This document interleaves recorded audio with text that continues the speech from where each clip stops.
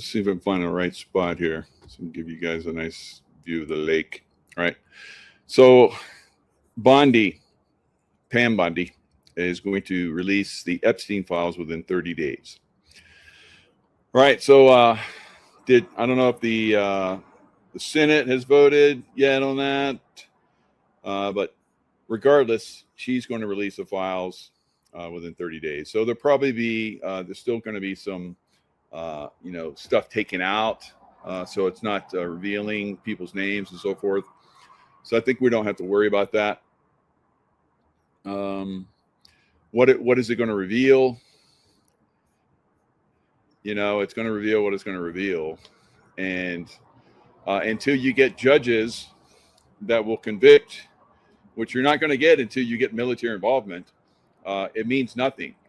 And I think that's one of the reasons why President Trump was so reluctant to, push it, because it's like, we need to get this done first. All right. And I think we're going to find out. Right. Now, I think that the military will be involved at some point.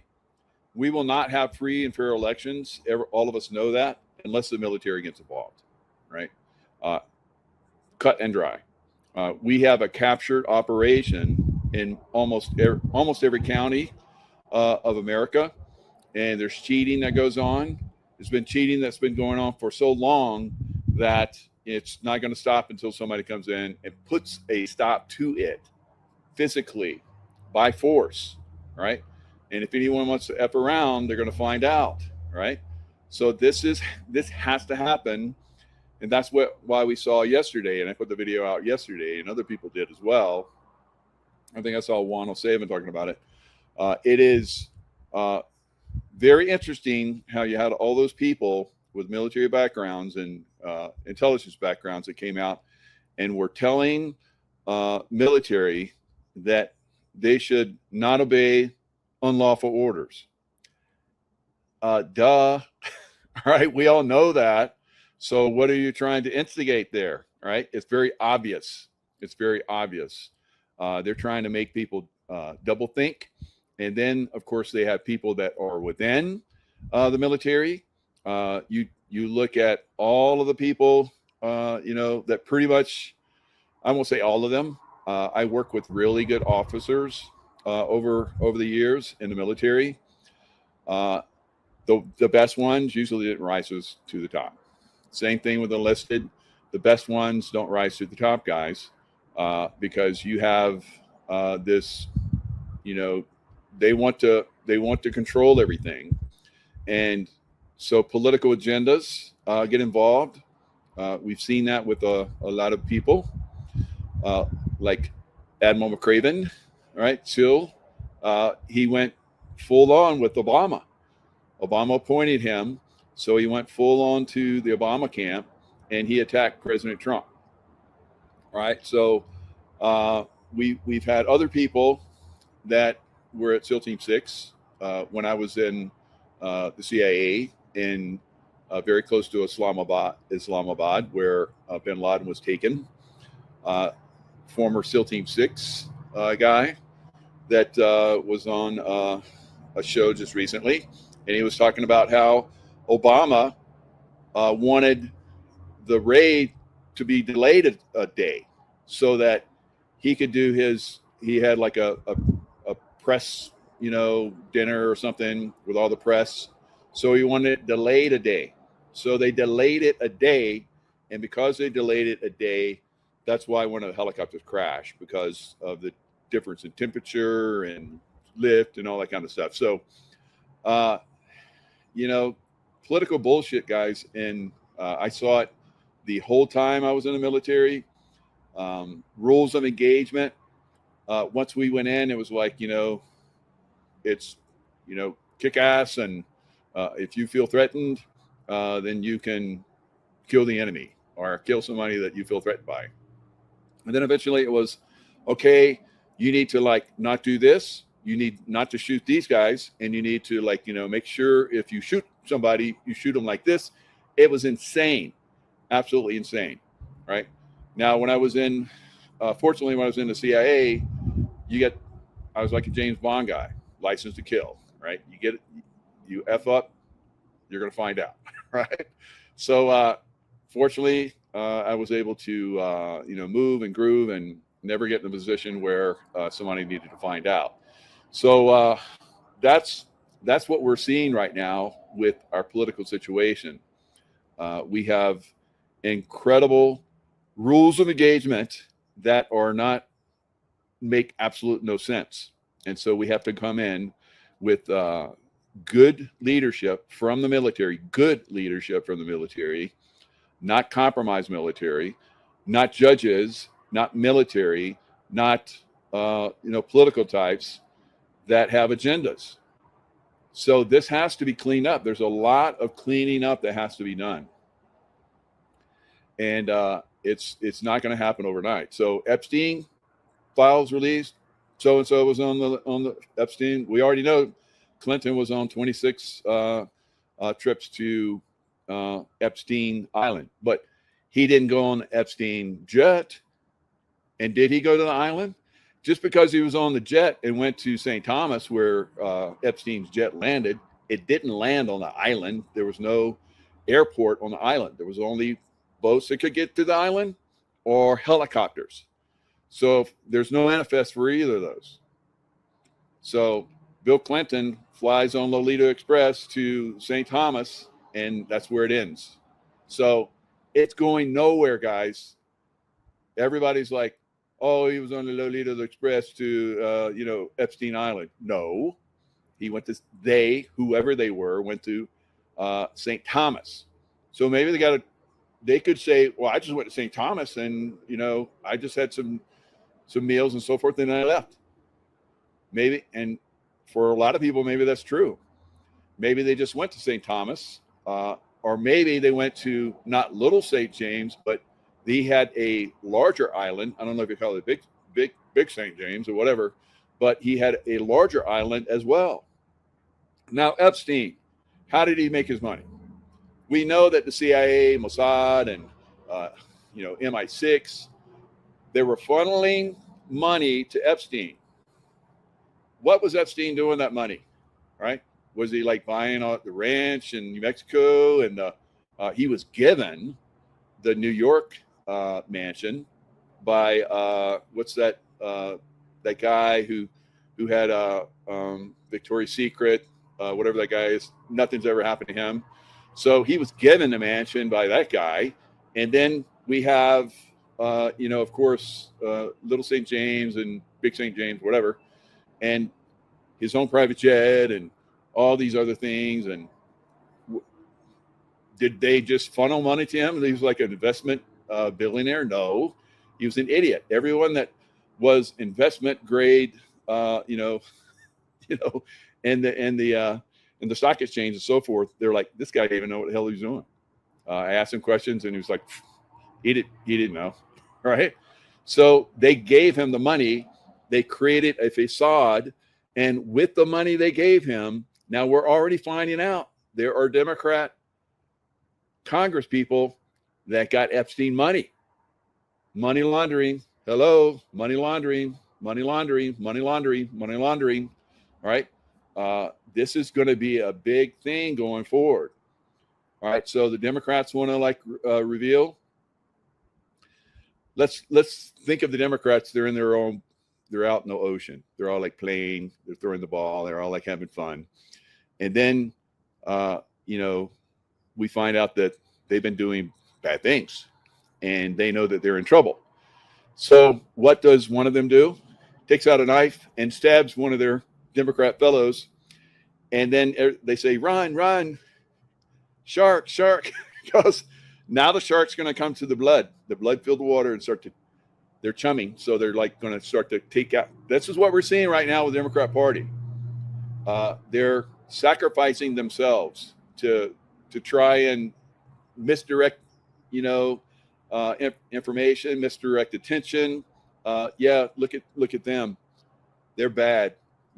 And the person that's saying, look at them, is probably one of the worst. All right. So we're going to see this be revealed. And again, will they be held accountable? Will they be held accountable? Who's going to hold them accountable? Because they own the judges. They own the judges. They own a lot of the law enforcement and FBI and CIA. You know, that has to be cleaned up.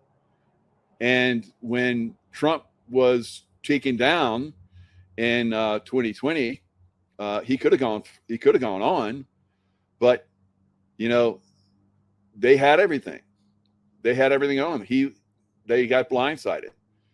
So now they're smarter. They know who the problem people are, and they're coming after them, starting to take them down. Like all of those 51, I think it was, former Intel, high ups, some of them former CIA heads of the CIA and so forth.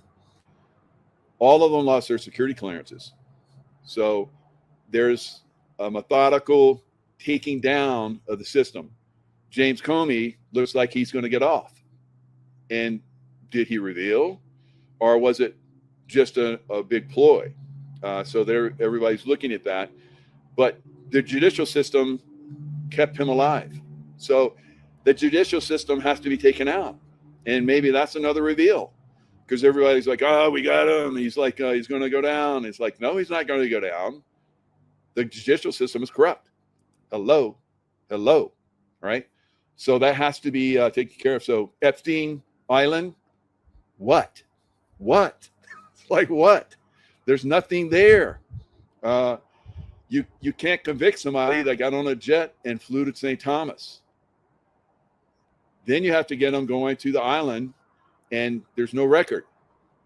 And then you have to get somebody to like verify that they're on the island. Okay, maybe somebody's like, somebody took a picture and they're at the island, and that gets shared, but that's nothing. What were they doing? They're standing around in the water. And we've seen some pictures like that. What does that mean? Oh, he's at Epstein Island. So, all right. So many of you have gone to places where crimes have been committed. All right. So because you were there, oh, you're guilty. Like, no, there has to be a crime, and somebody has to like prove it. This is not going to happen. It's not going to happen. Now you have people that have saying, of course, Ghislaine Maxwell and all these other people that were involved in recruiting.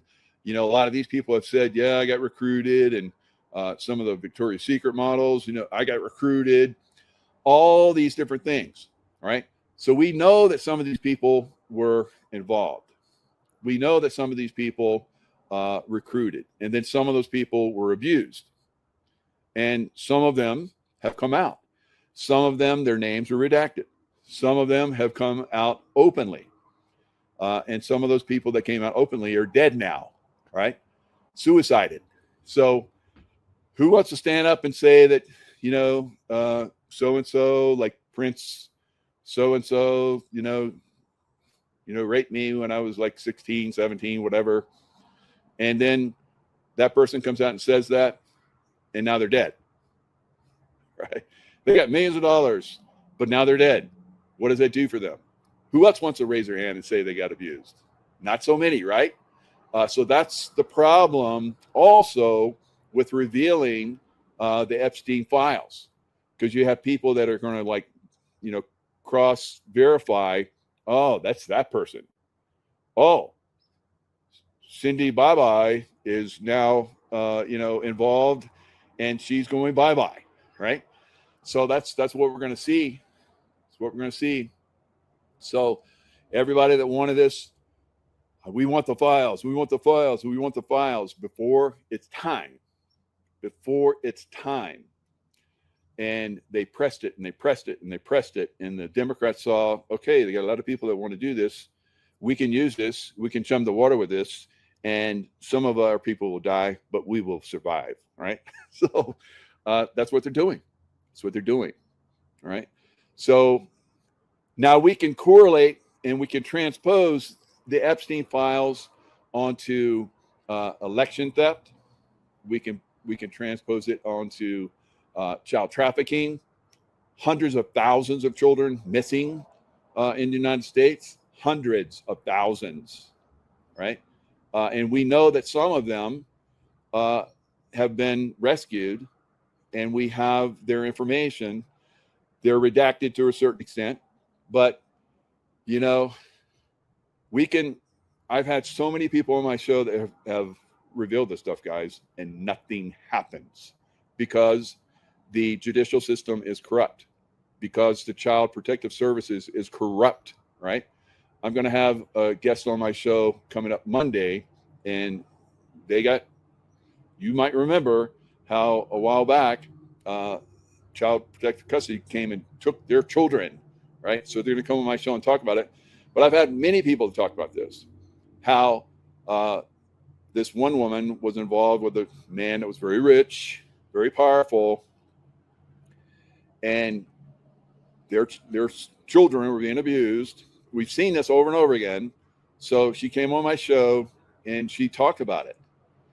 She talked about how her son was being taken by the husband and being raped, right, by the father and other people, right? We know this. This is happening every single day, hundreds of times every single day, all over America, and thousands of times all over the world, right? It's not, and then again, it's not just America. It's a worldwide problem, and the Trump administration is trying to do a worldwide takedown. So I'm not saying we need to just be patient. No, we need to be involved. We need to watch this. We need to be commenting and sharing and all these kinds of things. But you need to understand this is not going to happen like that. It's not going to happen like that, right? Everybody's like, oh yeah, we got the information on them. So what? Right? We've had information on a lot of these people, and they've been revealed for a long time. So it doesn't make any difference at this point. So yeah, very, very frustrating. Many of us that have seen this, that have been involved with it for years, 5 years now, at least. I've seen it a lot more, many years before, but I've known that you're not going to take these people down. They have incredible power. You're talking about people that heads of state, like Bill Clinton, Bush family, so on and on and on. You're not going to take these people down. You look at Joe Biden molesting people right in front of us on camera, molesting children. And did the Democrats speak out about that, outrage or anything? No. So you got people, normal people, that are covering for these people. That should have, when that happened, there should have been a friggin' outrage. There should have been people like storming that guy, right? JoJo, right? Bye, JoJo, right? So eventually caught up with him, and he is bye. But what did he go bye for, right? I posted a meme, I think it was yesterday, and it had Biden with his look, and you look in it's like, what do you see when you look in Joe Biden's eyes? And it's like, dead people, because he was part of killing a lot of people, right? I see dead people. So I see dead people in a lot of these people. Clintons, right? The Bush family, Bidens, or Obamas. It goes on and on. It goes on and on. And then the people that were, involved in the administrations, just tremendous amount of horrific, control and so forth. So now these people have incredible money, and they use that money and funnel that money around to each other through varying means, like the CIA. The CIA is involved in trafficking and money laundering and weapons trafficking, on and on, drug trafficking. The CIA, right? I've talked about it on my show for freaking 5 years, right? There's other people, not just me, that talk about it, right? So they use that to fund their black projects. So those of us that have been in the CIA, we see all this. You see it, right? I've talked about it. Anything been done about it? Is the CIA still there? Yeah. So again, you're looking at powerful organizations with incredible amounts of control that are not going away overnight, right? We're moving in that direction, but a lot of you guys get frustrated and you whine and you pout and you cry and you insult, right? Insult me. It's like, what the frig, I'm out here like risking my life sharing this information every friggin' day, multiple times a day, and you want to come in and criticize me? Come on. See, this is the stupidity that we're dealing with, all right? You have to be more intelligent. You have to be more critical thinking, and you have to look at this stuff on a deeper level. And if you're not going to do that, you're just on a surface level. Well, you said.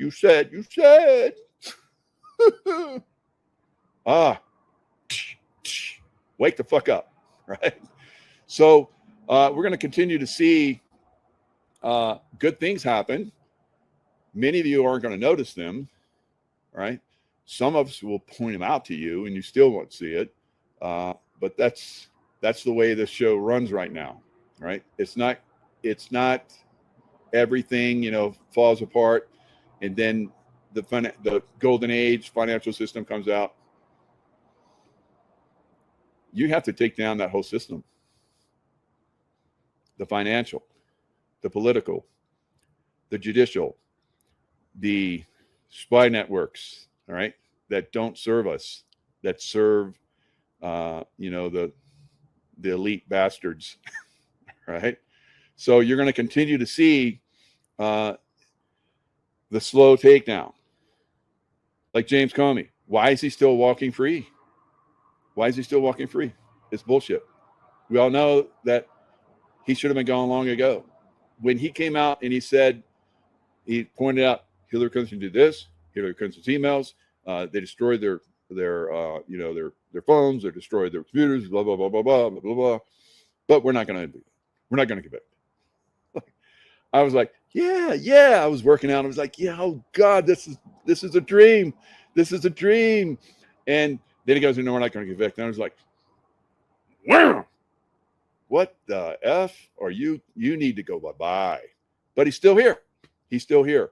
So that kind of like stupid BS has to go away. All right. And I don't know if we have to rise up to do it, because I'm looking at Mexico and I'm like, they're going to rise up. Mexico's going to rise up and take down their leadership. All right. So a lot of this stuff we've been talking about for a long time. A lot of people have, like I talked about, you're a conspiracy theorist, blah, blah, blah, blah, blah, blah. I'm like, no. And we have an expert to come in and talk about that. Leo, good to see you again. Nice to see you again and to discuss such an important subject. Oh, God, yes. Thank you.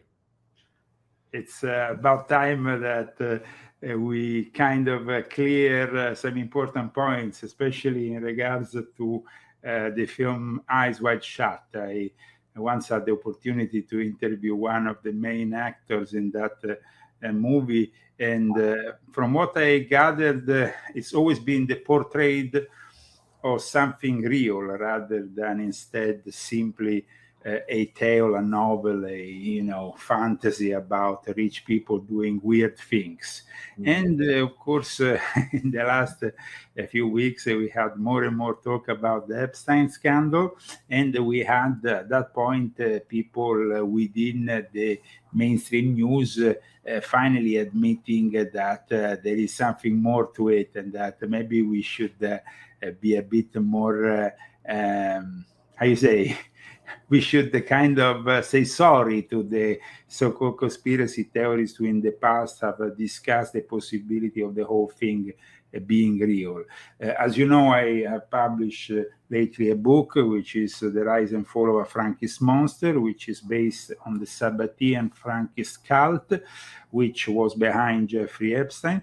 So when I saw what was going on, and I actually read this article by Sharon Waxman, which is the founder and CEO and editor-in-chief of the Wrap, by the way, also a former journalist from the New York Times, so a mainstream journalist who has won various awards, a best-selling author. I realized that it was about time to also write an article about people finally having this realization now that maybe behind Jeffrey Epstein, it wasn't only about, of course, it was also about money. It was also about power. It was also about a blackmail sting operation, honey traps of sorts that will lead to led us to various intelligence agencies. But as we said in the last show, where you kindly offered me the possibility of presenting my book, the main thing that people get very confused on, Michael, is that it wasn't Jeffrey Epstein working for the Mossad, working for the CIA, is the other way around, because the whole deep state in the US, as well as Israel, is controlled by the Sabbatean Frankists as well as the Jesuits. We had the ulterior confirmation of this from a visit that happened just in the last few hours at the Vatican, which is quite incredible. Pope Leo XIV, who is, as you know, connected to Chicago, guested Governor J.B. Pritzker. And J.B. Pritzker comes from a family of Sabbatean Frankists from Ukraine. So it's, and when we see also how then Leo XIV, who we have discussed many times on your show, and who from the very beginning I told you was probably worse than Pope Francis himself, though he was crafted and molded by Pope Francis. I think that is important that people realize this alliance has been going on for a long time between these heretical Jews as well as heretical Christians, because I don't think that there is anybody in the right mind that can say that the Jesuits have been always, really the representatives of Jesus. Contrary to their name, Company of Jesus, they are actually, like I said in volume 12, the very last to have that genuinity about Jesus and as our Lord and our Savior. So I think that today we are in a very different world from yesterday, because yesterday demonstrated what I already told you, that if Trump maintained himself ostracizing the Epstein files, he will eventually lose control of his party. And so suddenly he opened up. But the problem is, will anything be revealed? Well, that's a different thing. That's a different thing. Unfortunately, there is already various things that, let's say, are moving behind the scenes that make me think that probably there is going to be highly redacted material, or maybe material that is going to be simply pointing on one political side rather than the other. The Americans are not going to stand for all this. So this is going to be a disservice to the American people, because this whole matter was politicized in a way which shouldn't have, we should never support in any way, shape, or form the pedophiles. And that's why this book, as you know, is dedicated to the victims of Jeffrey Epstein. I don't care, about the White House and what they think. If they are in the wrong, I condemn them. But just think for a moment, Michael, who we had in the White House for the last few decades. A bunch of perverts, all of them. Absolutely. All of them. So we start, we want to start with Bill Clinton. Well, no comment. A guy, aside from Monica Lewinsky, we know that he was flying on the Lolita Express very frequently. Then who we have? George W. Bush, who apparently brought male prostitutes to the White House. And who we have next? Obama, who had a guy a guy called Sinclair in a limo when he was still a senator, doing him a blow without. I mean, I don't even want to say blowjob because now everybody's talking about, this Baba, who's this and that. But the problem is that it's not about one president, it's about a system.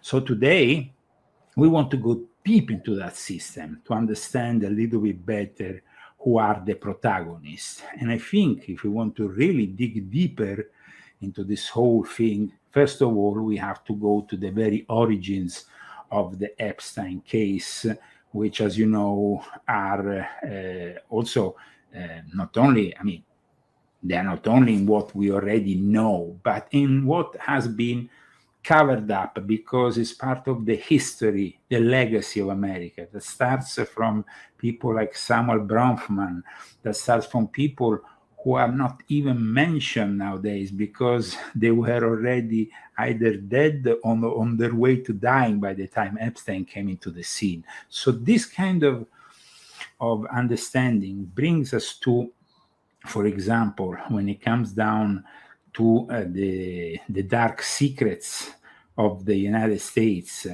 we have people who maybe presented themselves in a certain way, and we always have accepted these people as being the guides of our society, the philanthropists, all these people who maybe, we perceive as being just, but in reality they are not. One of these people who in reality had a very dark and sinister background, aside from his public one, was a guy who died in 1976 when Jeffrey Epstein was just starting to raise his profile by being recruited by Donald Barr. And I'm talking about a guy called Lewis Rosenstiel, who was of course, a Jewish person, known for his philanthropist fundraiser and for Jewish causes. He was the founder of Shanley Industries and an American liquor company, very active during, of course, the Prohibition years. But who is behind all that? And who is he connected to? Well, and how does he get all the way then to Donald J. Trump and to Jeffrey Epstein? Because these are things that need to be discussed today in order to have a more honest and clear vision of things. And so today, I hope that we can clarify such matters. So for me, today is about clearing and understanding that, for example, Lewis Rosenstiel created in the background of America's, let's say, the American dream of the 1950s, a blackmailing operation that was exactly like Epstein. And who inherited this operation? Somebody who then was very close to the future president of the United States, who I have talked about also in my latest book. Somebody who took from that blackmailing legacy, which went and blackmailed even people like J. Edgar Hoover, the head of the FBI. So people will say, but who is this connection that brings us all the way to Donald J. Trump? Well, that connection is Roy Cohn. The Roy Cohn who was connected to Ronald Reagan's administration, but Roy Cohn was the mentor of Donald J. Trump, and he was the guy who actually inherited from the previously mentioned Lewis Rosenstiel the whole backbone of this blackmailing operation. So I think that it's very important to understand that Jeffrey Epstein is not the only one. He's probably not going to be the last one, but he was definitely not the first one to do all this. And he inherited himself almost a position from the people before him who were doing these kind of things. Now, people will say, but here we're talking, people fantasize now about an email where it says Trump is blowing Baba, okay? But let me tell you, Roy Cohn died of AIDS, and he was one of the most depraved people in Studio 54. Wow. Go and check Google and the photos of Roy Cohn at Studio 54. Guys, this is not about Trump. This is about a whole system of power of people that present themselves in a certain way, but they are completely the contrary when they are in private. I saw it myself, people surrounding villas with Secret Service operators and stuff just to protect, of course, the officials who were inside, who were maybe doing all kinds of stuff. So the Eyes Wide Shut is a reality. It's a reality that Jeffrey Epstein was involved with. And in my book, I have gone deep into this reality, as you know. And I think it's important that people realize that this reality is not restricted to one person, but it's definitely part of a tradition of the elites. If you think about it, the actual film Eyes Wide Shut, the outside scene when you have, for example, Tom Cruise getting to the villa, the castle, the place where they conduct the ritual. Well, that place belonged to the Rothschild. It used to be the family house of the Rothschild. Roy Cohn inherited. You see how, he wasn't really. The guy could be in a gay pride setup all his life. If you see him by his photos, are you still astonished about somebody blowing somebody else here? So, when my book inserted Roy Cohn, I inserted him also linked to the B'nai B'rith, linked to the mega group, linked to the systems of power that we have. So I think that this book was very much, for me, the wish was to make it come out in a moment of relevance. And I think this is the best moment possible because everybody is with their eyes on this scandal and wants to know more. And it's going to probably be disappointed by what the system is going to eventually serve them with, because no matter what, they're going to put the national security in front of it all because you can see that, you can see this. Do you really think they're going to show you Ehud Barak raping Virginia Giuffre? No, they're never going to show you Ehud Barak. There is going to be World War III and a bunch of nuclear weapons detonating before that will ever happen. Yep. So it's like, so I think that instead of wasting your time in the, in this, even in idealizing Trump, we should come to the awareness of reality. And me, I've always been a realist. I know that at times this makes people uncomfortable because they like to be a little bit, on the safe side. And maybe they like to also idealize people and the possibility that we can defeat the New World Order. Listen, guys, you can't defeat what you have in your pocket. You can't defeat what you have in your bank. You can't defeat a system that is basically owns you in every way, in every way you are move. You have a system that in some way owns you. You put your money in the bank, they own you. You work for somebody, you take a salary, you are part of the institutions that, of course, service this great United States of America. Some way down the line, there is some kind of level of compromise.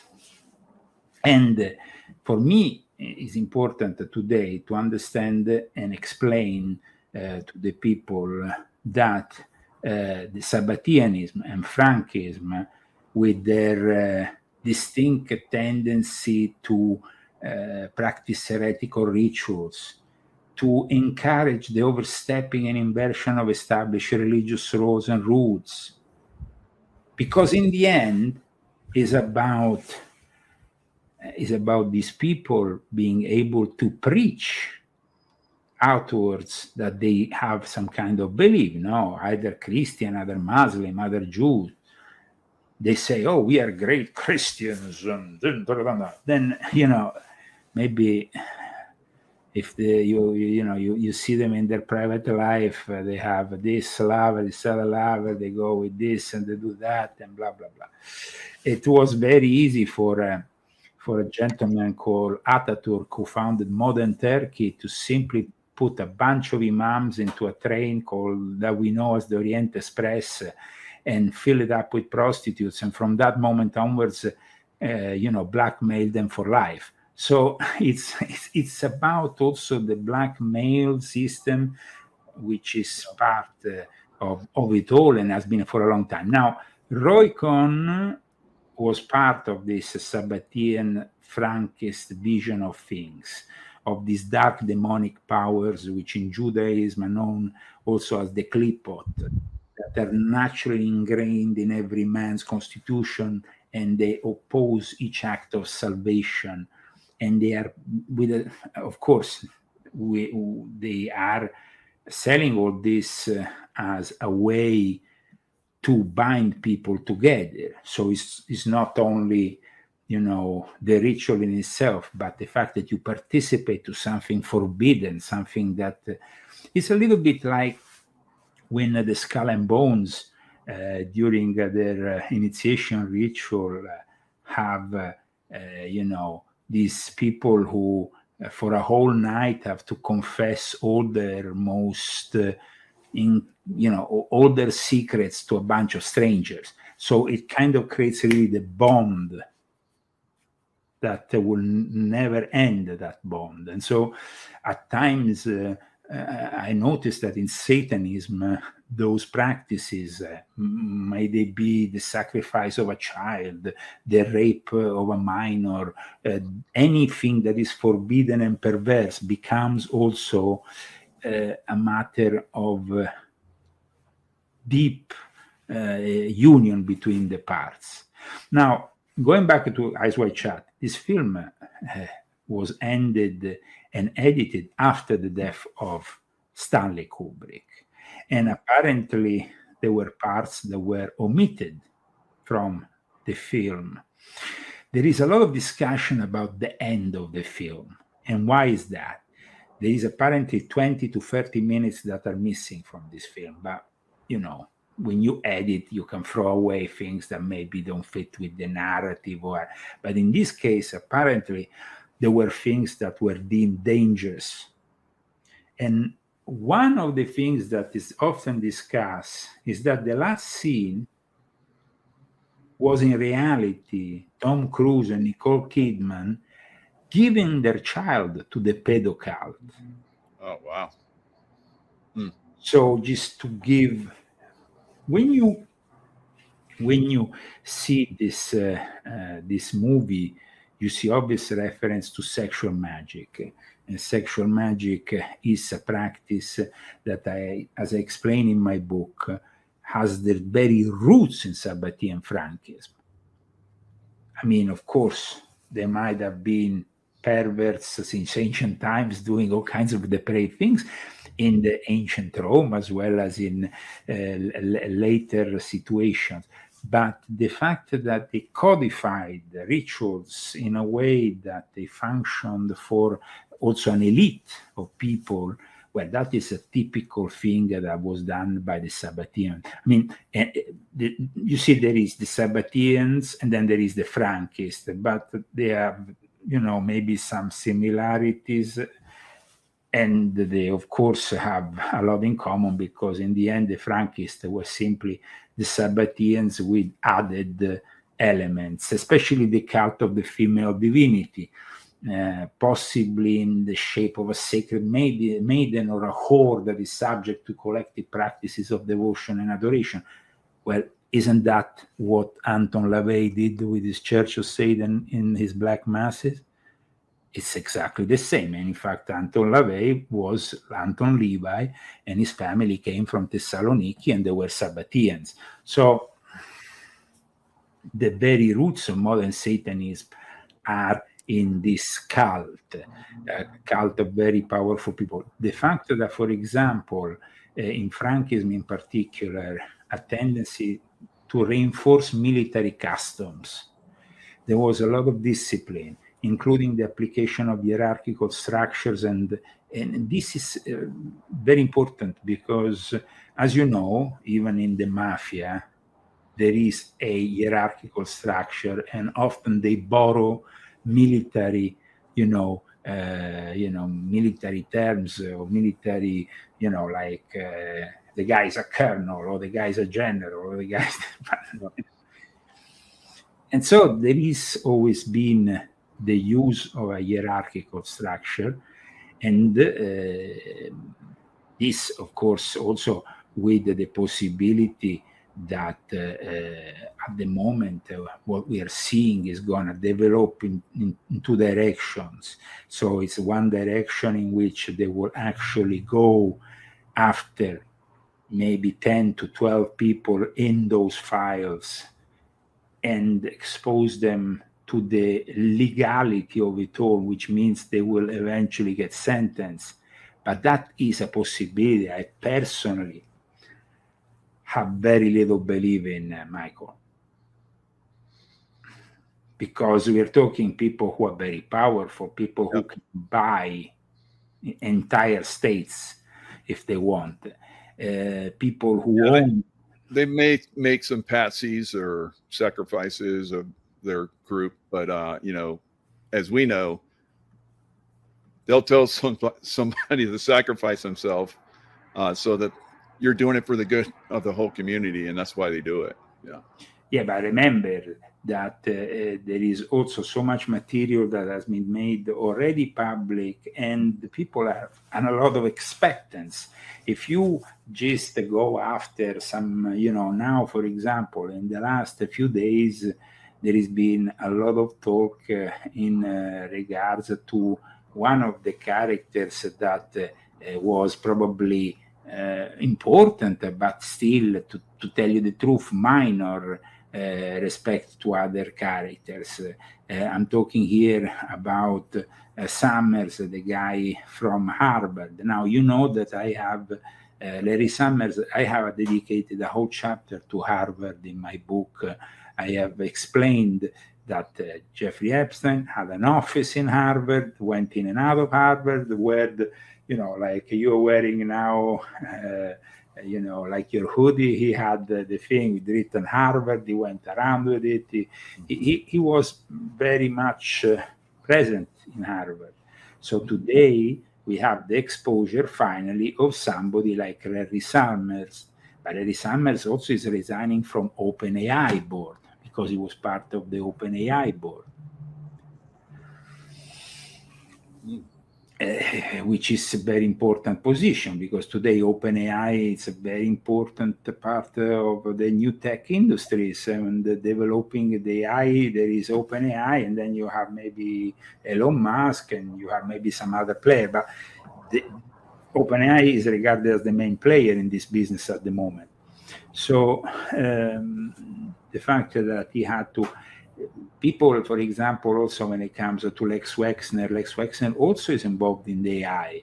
I mean, all these people are involved in the AI. They're involved in robotics. Himself, Jeffrey Epstein, was involved in financing what became the software for Sophia the robot. So people maybe should realize that it's not about simply some depraved individuals having an orgy. There's a little bit more to it, no? Yeah, and Epstein was money laundering for the elite as well, paying off people with the money that they would give him, and then that they need that. They always need somebody to money launder, the dark money that comes in, and he was expert at that. The CIA does, they'd have black ops. And they need to have money laundered into that. And, so they do human trafficking. I've seen this overseas. They do human trafficking, weapons trafficking, drug trafficking. And then they have someone like Jeffrey Epstein that will funnel that money in.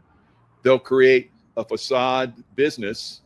And in that facade business, they'll have someone collecting information. I saw that all the time when I was in the CIA. So Jeffrey Epstein was a facade business. Well, Jeffrey Epstein, like I said, was a facade business, but he was also not working for the CIA, like I explained. There was maybe the CIA that was working for Jeffrey Epstein and the people behind him, which is also the case for the Mossad, which is also the case for Shin Bet, which is also the case for MI6, MI5, or all the other agencies involved. When it comes, for example, to the mega group, which I discussed the other time, one of the characters was Lauder, the Estee Lauder cosmetics name comes into no. But the fact that there was also a banking lodge, banking and finance lodge of the B'nai Brit. I talk about this in my book. And it's very important because it was connected to Cohn and to Ronald Lauder. Now, these are very important people here because apparently, like I said, Cohn was running a similar operation to Jeffrey Epstein. Then he dies of AIDS. And then we have, though, right in the period, which is like 1996, we have also Lauder as a major financer of Israel's Likud party, which then started to rise because, you know, at the time it was the labor Zionists that were more successful politically in Israel. And so then it kind of turns around. But the year that Roy Cohn died, it was 1986, sorry. And then 10 years later, we had that happening with the financing of the Likud party. But it was at that point that we see also with Ray Cohn that it's almost like he dies in 1986. The moment Ray Cohn dies is almost like Jeffrey Epstein picks up his blackmailing operation. That is what I came to the conclusion of in my research. I mean, it's like 85, 86 when Les Wexner gives him that building with cameras in Manhattan. Apparently, instead, it was before they got to financing Jeffrey Epstein's operation. Apparently, Ray Cohn was conducting this operation in a very important hotel in New York that apparently was owned at one point also later on by Trump. And in this hotel, they will have minors and people involved in a situation similar to the Eyes Wide Shut kind of scenario. We know that there is... So do you think that Trump was involved in some of that? Okay, there is a lot of people that tend to defend Trump because they say Trump, in a way, has been servicing the system for, you know, like an informant almost. So they tend to give Trump the benefit of the doubt by having him linked to a informant kind of figure. Right. But the problem is that over and over again, we see that, you know, it goes a little bit above that informant kind of, how we can say, of level of participation, let's say. So in between 85, 87, Epstein becomes his relationship with his principal financier, which is Les Wexner, which was closely associated with Lauder, who, by the way, because together they will also found the mega group in 1991. So there is a connection there that is very strong. From my sources, Les Wexner and Epstein were already working from 1985. Some people claim 87, but I found some credible sources that he was already, because already from that moment onwards, he makes him basically use the whole building that he will eventually give for $1. That is very symbolic, sell to Jeffrey Epstein. So we have the origin of the mega group, which is with very powerful figures. But let's not forget that these powerful figures, like we said, are from the Sabbatean Frankist milieu. Now, Benjamin Netanyahu, where does he come from? Where is he originated from? He's originating from Polish Sabbatean Frankism, the family. So here it's like, you put together all these elements and you find that these people are all interconnected. That basically there was a connection that goes all the way to Shimon Peretz, to other people, like I said, Bronfman, and so I think that Edgar Bronfman was probably one of the most important figures. Then we have also the Anti-Defamation League director, Abby Foxman.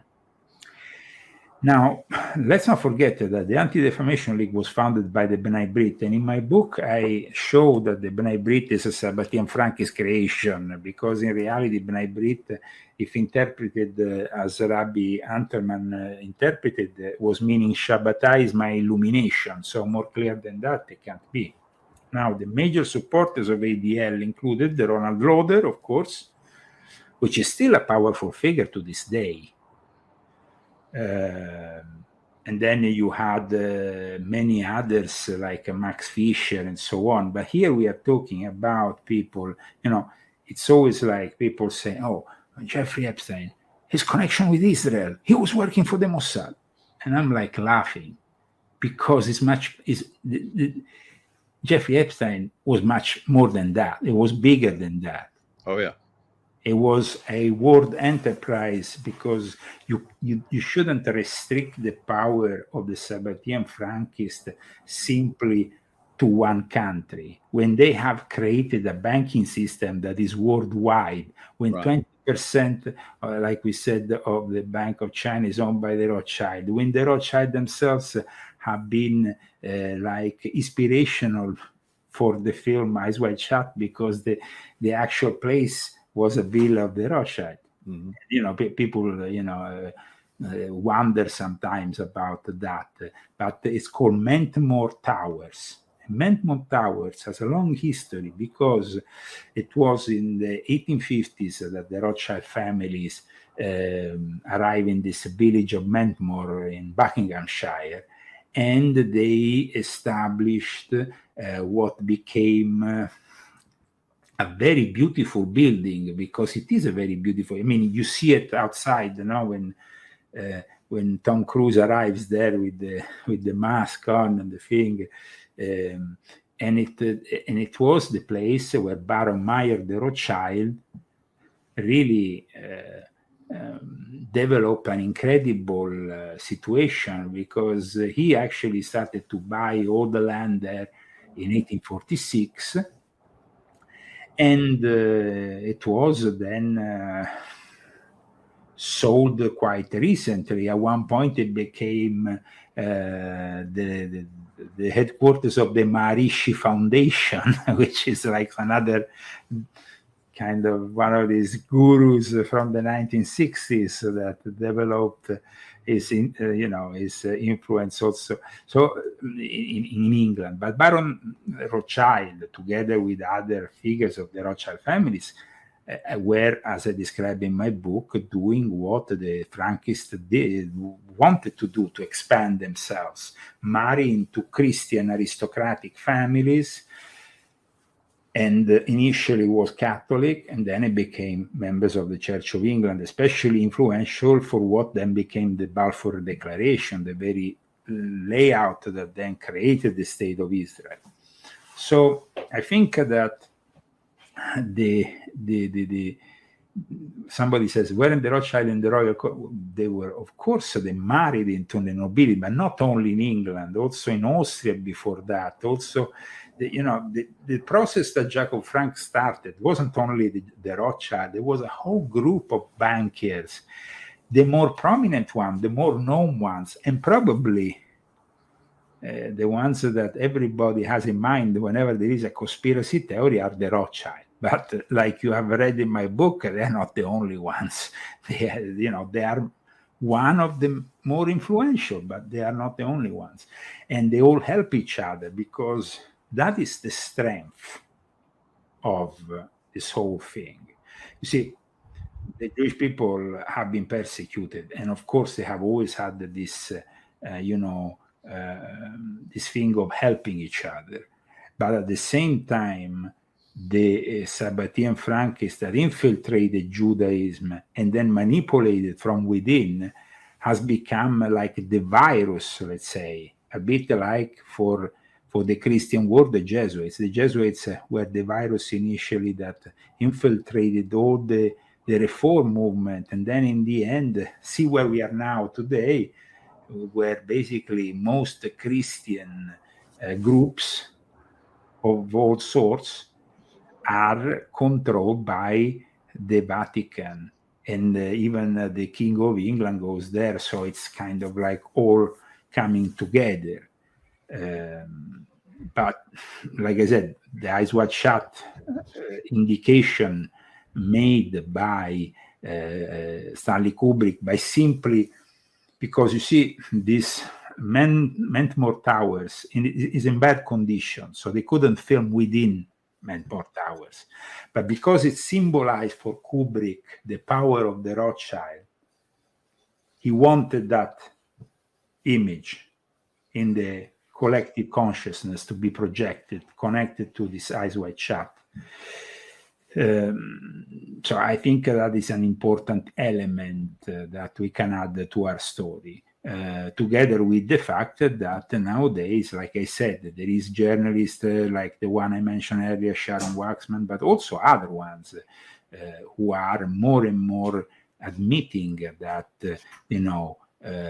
like the intrepid journalist from the Miami Herald, Julie K. Brown, who was the first to expose Epstein crimes when he was first condemned, says that, and confirmed in a phone call with Sharon Waxman, that Epstein, Eyes Wide Shut, was a reality, and that it was a Eyes Wide Shut cabal that Epstein was heading.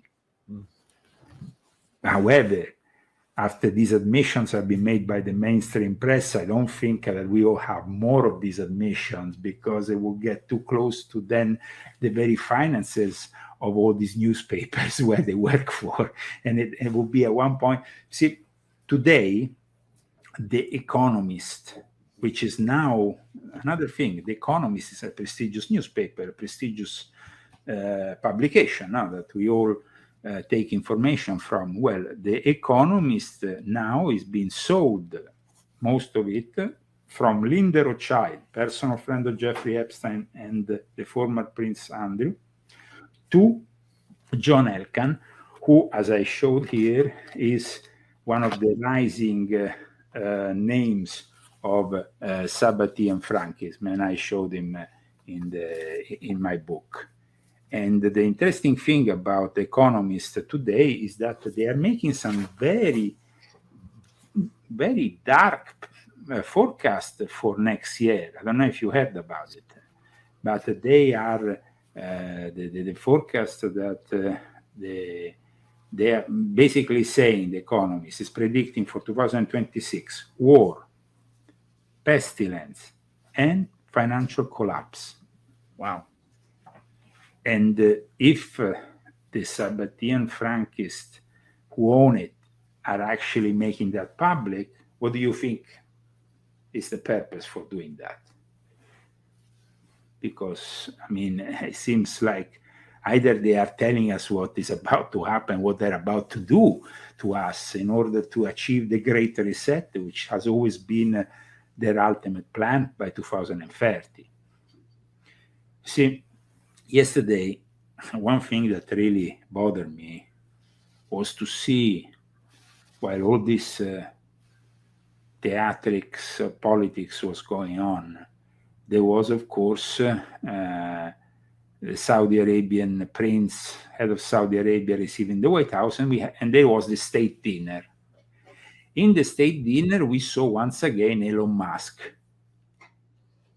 Elon Musk has recently stated in both at the presentation of his robots and his yearly inventions, whatever that is, to his shareholders, he has said one very important thing.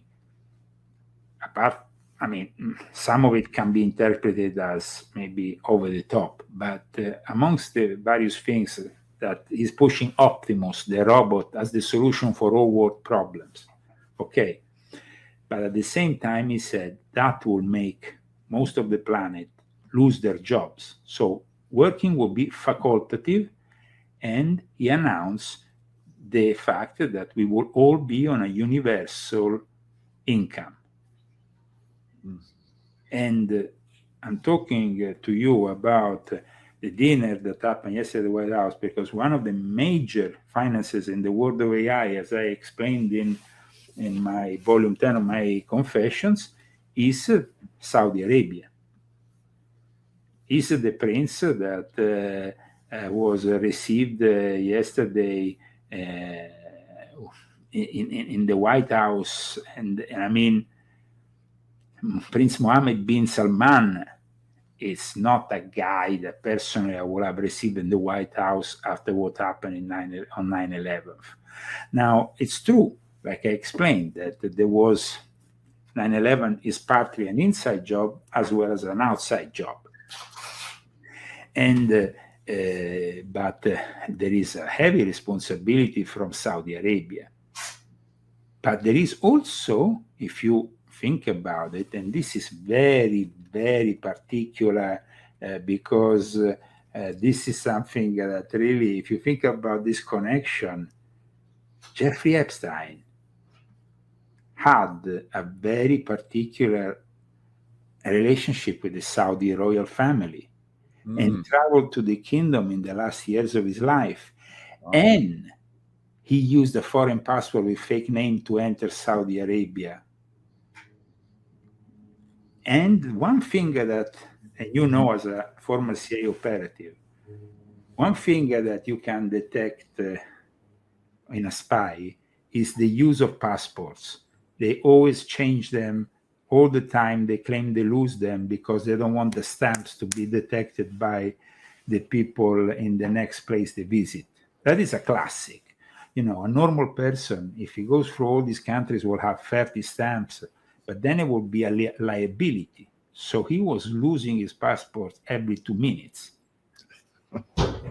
But at the same time, the fact that there was this link with the Saudi royal family, and suddenly, while this whole thing is going on in Congress, Trump is inviting the head of the Saudi royal family. You think that is a coincidence? Good point. Wow. How about that? Wow. It's something that makes you understand that there is something else going on here. Yeah. And it's pretty scary. I think it's very suspicious and very scary. But of course, amongst also the various things that were found amongst the items seized from Jeffrey Epstein's estate, especially in New York, there was a so-called, and I hear it, fake Saudi passport. Mm-hmm. That's right. So I mean, well, I mean, he's working for the intelligence agencies, and I can tell you, they can make passports easily for anyone. Why Saudi? And plus, right, the residence in another place that was kind of interesting in our story, and that's Austria, because Austria is connected to also all this story. So it's like there is a connection there down the line with Austria also, because at the time, and this is then makes much more sense for our viewers to understand. Ronald Lauder became at that time the US ambassador to Austria.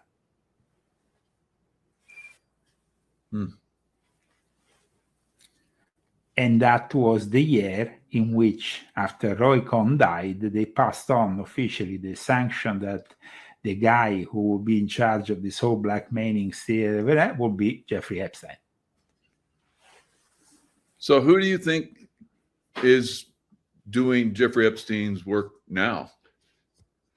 I think that you see, today we are in a completely new era, because today we are in the era of the internet, in the era of artificial intelligence, and so it becomes much more difficult. It is like hiding is not possible. Today you can't simply lose a passport or a stamp changes your identity, because today you have 1,000 ways of tracing a guy, with facial recognition, things, vocal recognition. People say, oh, but I'm going to change phone number. I'm going to have a burner phone. They will, after 20 seconds, recognize your voice and at that point identify you, because they have extremely sophisticated equipment that wasn't present before. So I think that today the work that Jeffrey Epstein was doing sounds a bit reminiscent of those espionage tales where you have those points of where you had, for example, rooms full of people intercepting phone calls, maybe with recording on a. It kind of sounds a little bit too. I think that today it might be more possible that you are working with very sophisticated hackers, with people within the tech world, rather than people. And Epstein knew, though, that we were going towards an AI reality, because he himself was involved with it, like I explain in my book. People like Peter Thiel and Palantir, what is he doing? So it's like, I think that today it's a little bit of a different world, but the new players of the game, amongst the new players would be definitely a guy like Peter Thiel. That's why I absolutely distrust J.D. Vance as being a possible alternative to Trump. Yeah, I don't see it either. I don't see it. So I think that today we need to be very much more, like in the past, you had these people that were running around the world thinking they own it. Now, these people have a system technologically that protects them from, the mass, and they are becoming more and more part of a techno-feudal empire. And that means people who have extreme wealth today, they're simply investing in the cyber Satan artificial intelligence setup. Like I explained in my book, by the way, Peter Thiel comes from a family who has its roots in Frankfurt. In fact, in my book on Jeffrey Epstein, I explain that the relationship of the Sabbatean Frankist and the Christian families, like Thiel's families in Frankfurt, is a relationship that goes back hundreds of years. So it's, I think, a guy also that is always talking about the Antichrist as his pastime. And he makes conferences about it and all that. It's definitely a guy that doesn't inspire me confidence. A guy who this year was one of the main guests at the Bilderberg Club that was taking place in Sweden. It's not somebody who inspires me a lot of. Now, we're talking about a guy who's doing predictive policing, counterterrorism analysis, works for the intelligence community here in the USA, USIC, works for the United States Department of Defense. The software that he's creating is used for missions, a critical national security system. You understand that even in your time in the CIA, no? What you were doing back then couldn't be done now in the same way because the technology has evolved. No, completely different. Absolutely. I mean, we were going into. Remember when you used to go? You didn't have internet connections, so you had to go into like these internet connection. They have rooms, and you go on the computers and you buy time and stuff like that. Some of our case officers would go in there. We give them protection, of course, and they go in, and they would go into these rooms, and they would be able to track the people that had been in there because they had technology to do that. Of course, now the satellite and all of the Wi-Fi and all that kind of stuff. But still today, for example, I have a relative who has security, goes into the hotel where the boss has to stay, and the digital footprints, like you said, are scanned. They make sure that there is no way that their computers that they're going to be used or mobile phones will be hacked. It's becoming a different way of approaching the whole spy business. And so it has evolved in a way that today, I mean, will Jeffrey Epstein be able to have the same level of impunity? I think probably that the islands that he was purchasing, because in the last years of his life, he also purchased an island next to Little St. James, a bigger one. Bigger one, yeah.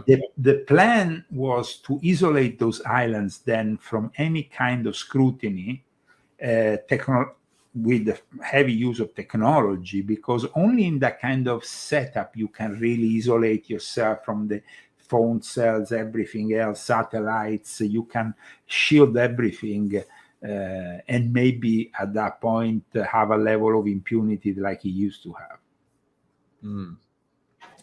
Palantir, and the fact that he was linked to Palantir, the fact that Palantir is involved in governance surveillance for artificial intelligence and facial recognition, tells you all there is you need to know that. It's like, So today we are now facing, I think, for most of America, what has happened with the Jeffrey Epstein scandal has demonstrated that there is a compromise for anybody who even comes close to power, and that Washington, D.C. is in itself compromised to a level that, yes, you can have great promises in your electoral campaigns. You can promise the moon and back, but are they ever going to deliver to us?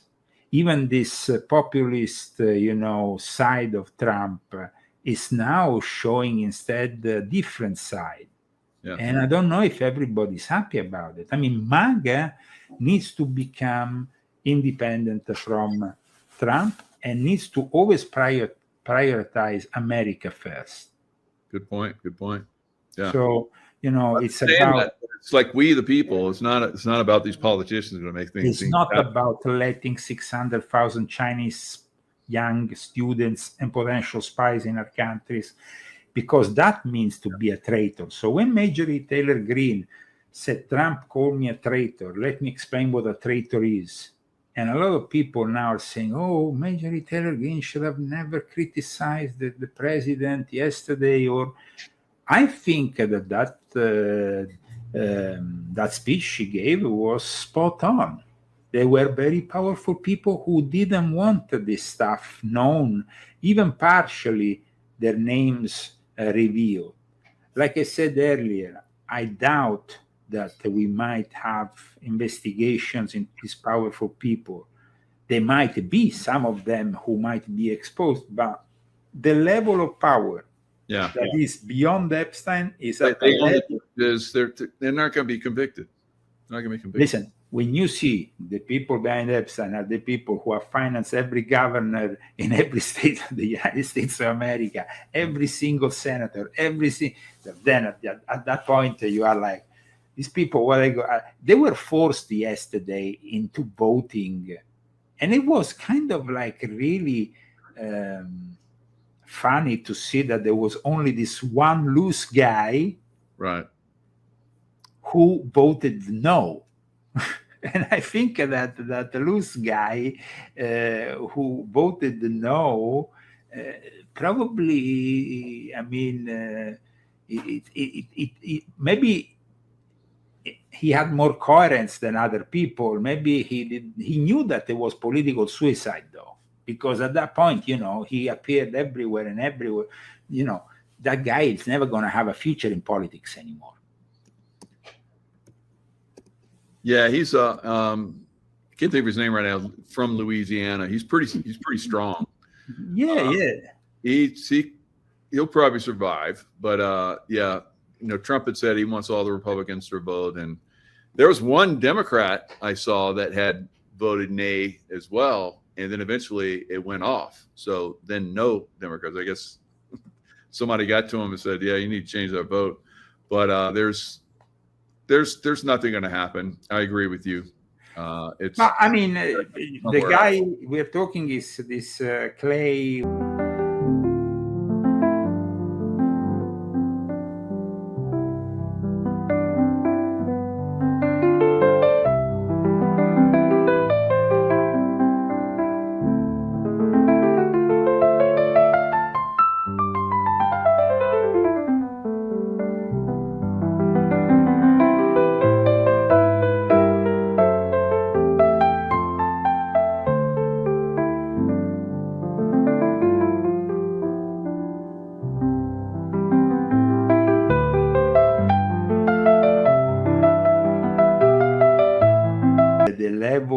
Compromise that has been shown now has been, I think, disappointing for all of us.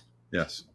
The fact that we see a very big difference, when Vladimir Putin raised to fame in the Russian Federation, he took all the money, all the riches of the oligarchs.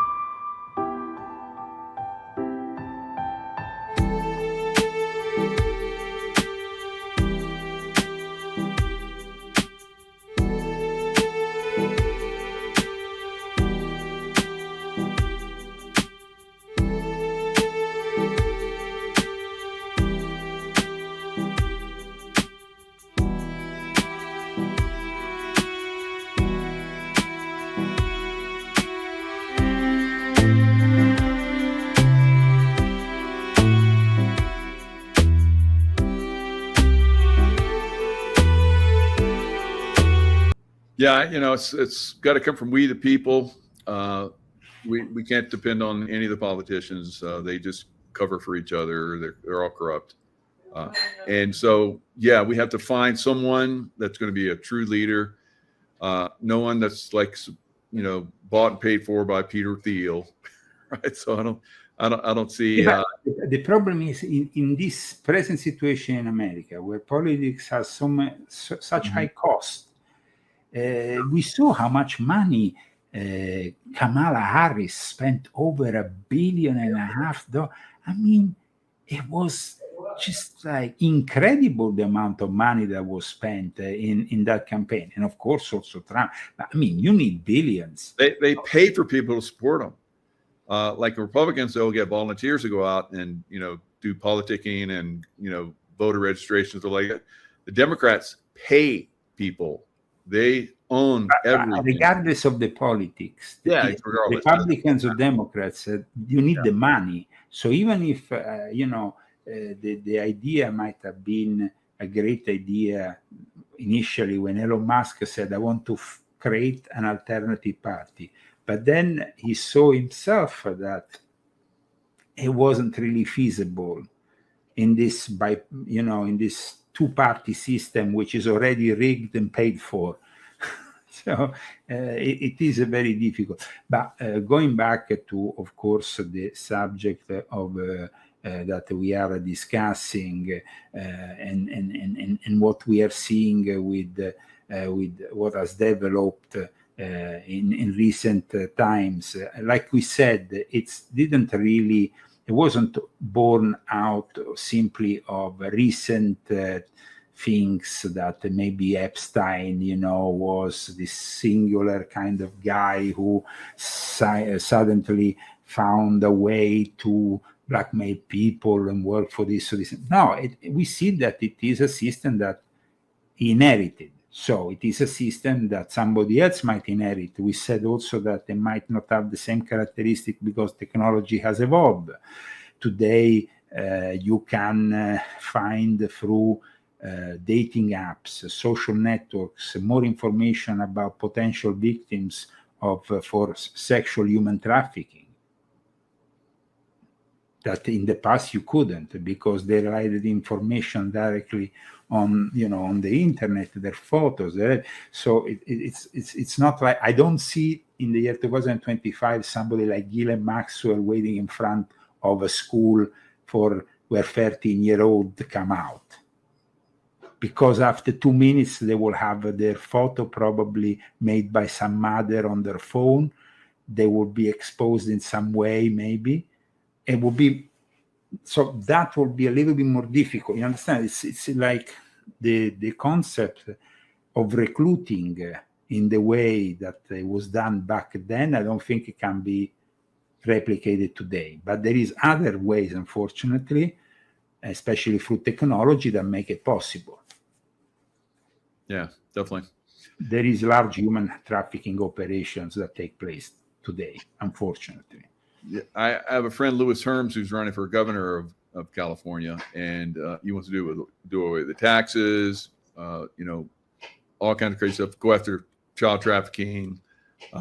He's got great ideas. He's been a broadcaster like myself. He's traveled all over the U.S. Doing events. You look at him, he's got a great chance, but he's already being attacked by, like we're talking about, this electronic, thing that they come after you with, and he's got other people that are want to support him, very high level people. I've heard like RFK Jr. Wants to support him, but he's got to overcome some stuff, and he's like just a guy like you and I that has great ideas that can make a change, but we have a massive system that's going to try and destroy him. He's got no dirt on him, so they're not going to try to destroy him, trying to suppress him. Already they've been doing it. How does somebody like that rise to the top? That's what we're talking about right now. And let's not forget that even people like RFK might have been compromised and blackmailed. We know that recently there is this whole story of this Olivia Nuzzi that came out that was somehow involved with RFK and this infidelity saga. We don't really know the level.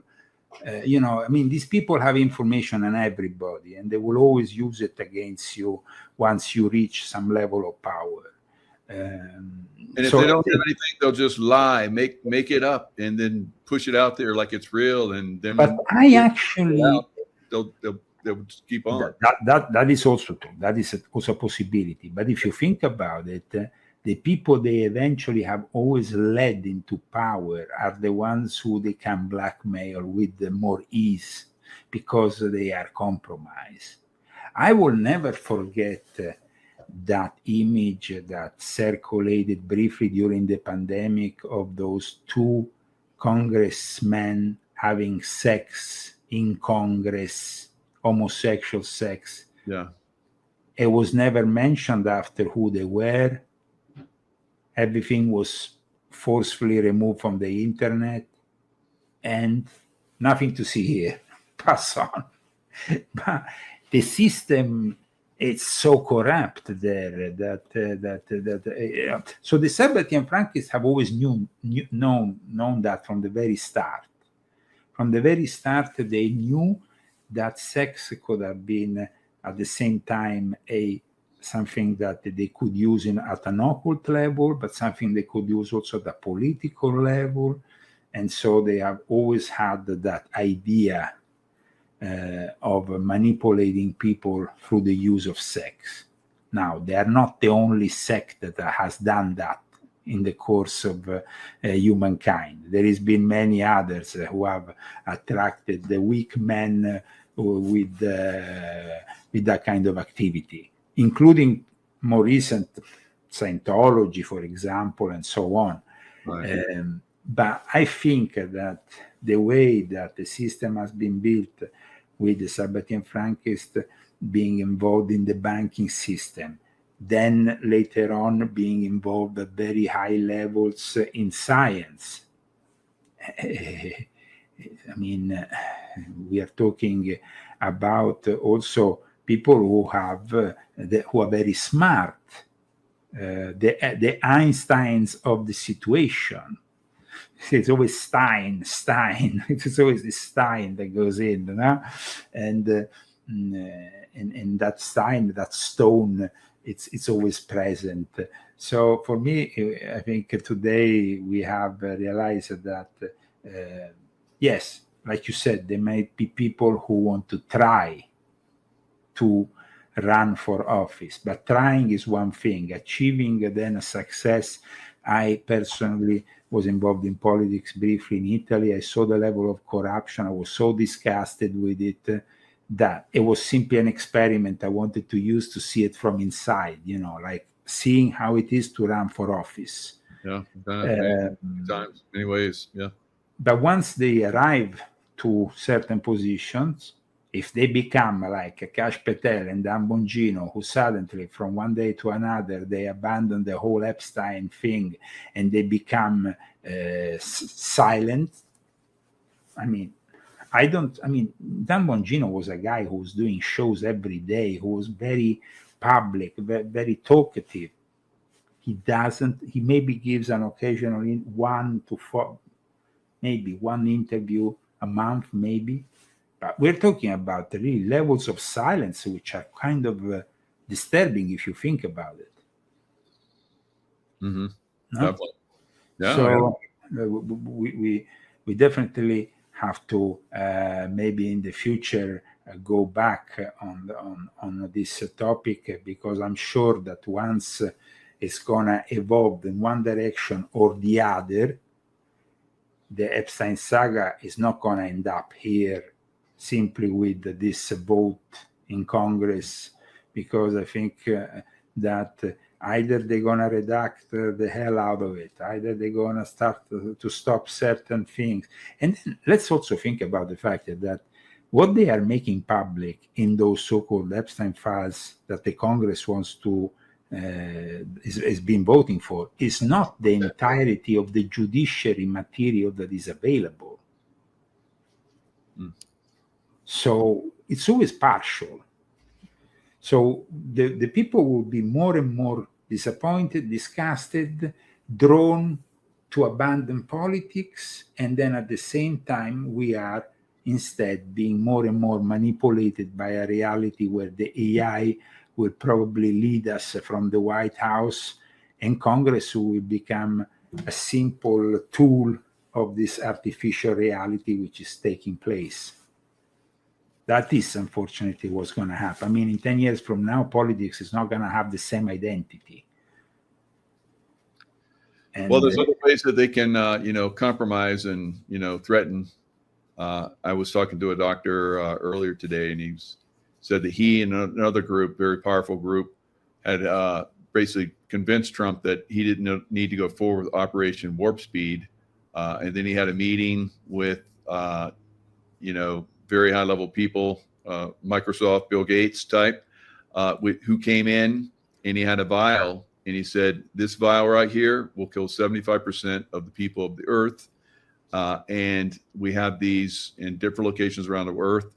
You will do the the vaccination, or we will release it. That's what he said. So, I mean, there's many other ways to compromise. We don't have to have people compromise sex positions with children or whatever. They have, like you mentioned, a bioweapon potentially, release that's coming next year. So, well, yes, I mean that is what they are, anticipating already on The Economist, and I mean such a gloom and doom scenario for the future by a mainstream publication like The Economist is not, a conspiracy theory publication with all the, this is considered a serious publication. Though today we don't consider as serious the mainstream news, it's still part of the established news system. I want to thank you for giving me this possibility today, as usual, to dig deep and show that really a lot of the truths that were accused of being conspiracy theories, people like me for decades were trying to bring out these truths and have always been derided. Maybe we were right all along, and now we will see the mainstream jumping on board and starting to admit that that is the case.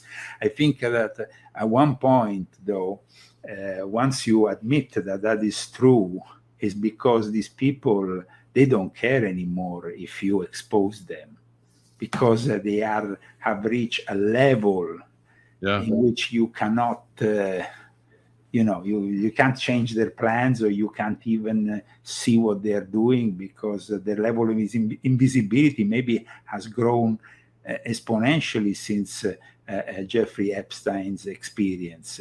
They also might have taken Jeffrey Epstein's experience in Little St. James, in the Zorro Ranch, or in New York as something that then they can draw some conclusions on how to operate in the future. And like I said, technology will always be of help for these people. And now in volume 11, you see, you have just shown the image of Thomas Crooks, which is now being debated because they say that he was also into the fairy. He was also had a whole digital imprint that wasn't taken seriously or ever made public by the FBI. Let's not forget that his body was quickly eliminated and incinerated, and we don't have any trace of it.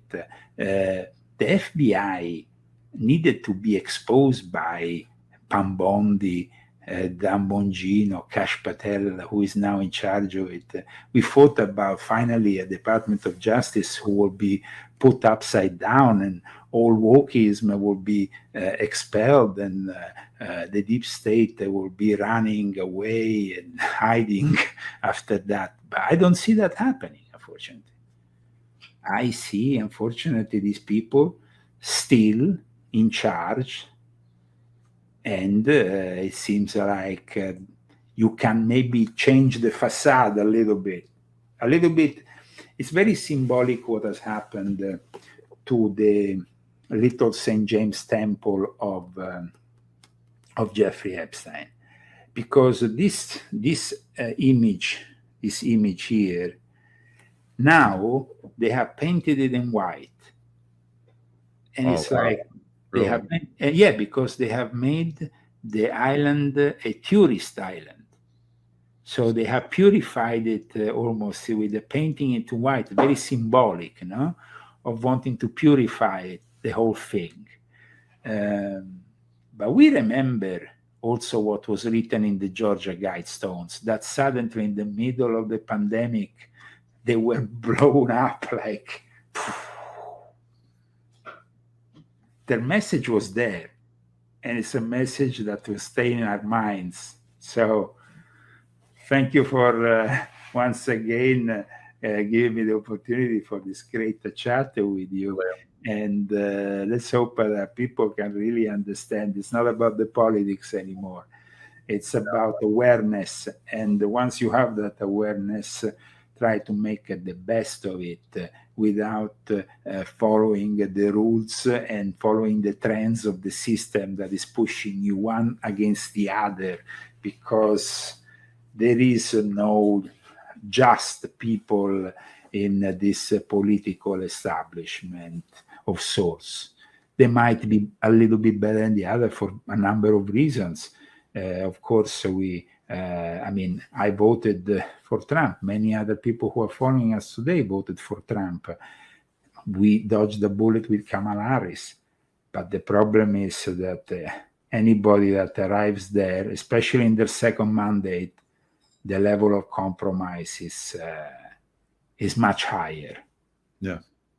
And we have seen it with many other presidents also in their second mandate. It's almost like in the second mandate, they have to make everybody happy, their friends in the upper echelons happy before they make happy the masses, because they don't have any reasons to, they're not going to present themselves for another election. They don't need the support of the people.